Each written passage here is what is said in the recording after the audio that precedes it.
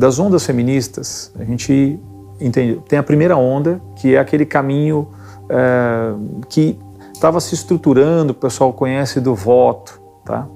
Mas ali ainda não tinha a teoria de gênero. Nós estamos falando das duas ondas, da segunda e da terceira onda. No movimento feminista de segunda onda é que surgem duas grandes pensadoras feministas, a Beth Friedan e a Simone de Beauvoir. A Beth Friedan, como americana, falava principalmente para as burguesas, e a Simone de Beauvoir, como uma francesa ligada ao socialismo, falava principalmente para as feministas de esquerda. Mas as duas tinham algo em comum: o desprezo pela feminilidade. Nós temos a principal obra do século XX que fundamenta tudo isso, que é de Simone de Beauvoir, O Segundo Sexo, onde ela vai colocar que a opressão da mulher é mantida por existir homem e mulher, pelo binarismo.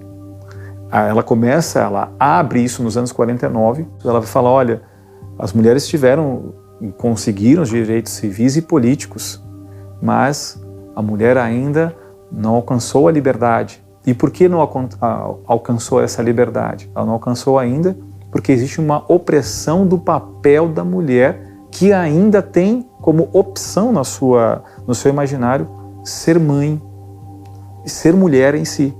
A Beth Friedan, por exemplo, publicou um livro chamado Mística Feminina. Ou seja, para ela, o feminino e a feminilidade são uma mística, um mito e uma invenção. Então ela difunde esse livro entre as americanas, dizendo que tudo que nós conhecemos como feminino, a maternidade, as preferências profissionais, como por exemplo enfermagem, pedagogia, o apreço pelas crianças, o cuidado com os idosos, a domesticidade, enfim, quaisquer características femininas são apenas propaganda e invenção masculina para oprimir as mulheres. Então a Beth Friedan vai vender essa ideia de que feminino não existe. A Simone de Beauvoir, ao mesmo tempo, lá na França, vai escrever Não se nasce mulher, torna-se. Relacionada principalmente ao materialismo e ao existencialismo do Sartre, que era seu amante, ela começa a vender a ideia de que ser mulher ou ser feminina depende de uma decisão, de uma construção social. On ne naît pas femme, on le devient. Oui, c'est en somme la formule qui résume l'ensemble de mes thèses. Et ce qu'elle signifie est très simple, c'est que être femme, ce n'est pas une donnée naturelle.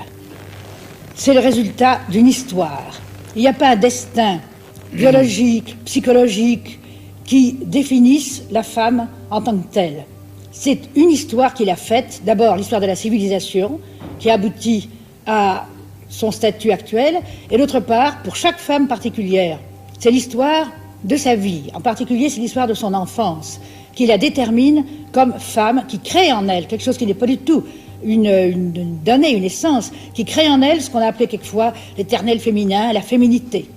Et plus les études psychologiques sur les enfants s'approfondissent, plus il est sensible, plus on voit avec évidence que vraiment le petit bébé féminin est fabriqué pour devenir une femme. Veja, essas são os primeiros frutos da ideia de gênero, embora ainda não se tenha esse nome.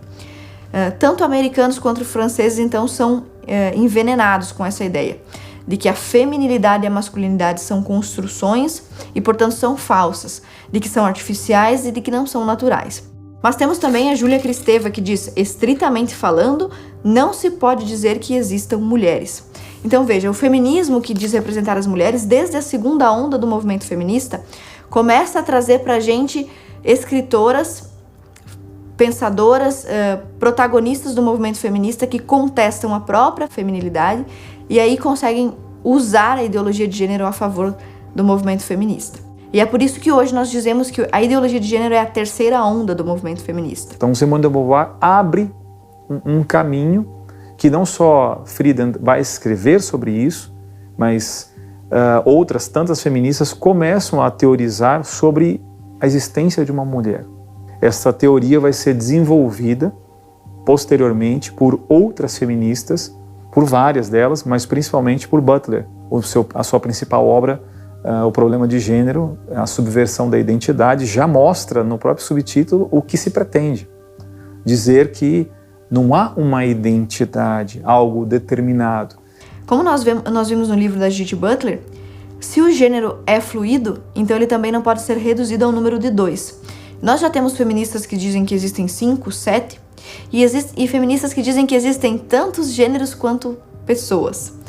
Nós temos então registros bizarros, por exemplo, de pessoas adultas que acham que são crianças, os seres humanos que acham que são um gato, que acham que são um tigre. Essas bizarrices já existem. É nesse momento em que os ideólogos de gênero conseguem criar a fluidez de gênero, ou o gênero fluido. Então, a sua obra, Butler, vai colocar esta ideia de que para se chegar à verdadeira liberdade, que não haja uma sociedade que continue gerando violências, tem que se modificar pela linguagem toda a compreensão que o homem tem de si mesmo, que isso foi uma imposição, que o gênero ele é de fato a libertação desse sistema, que o homem, quando fala sexo, e sexo masculino ou sexo feminino, ele está dentro de uma prisão linguística.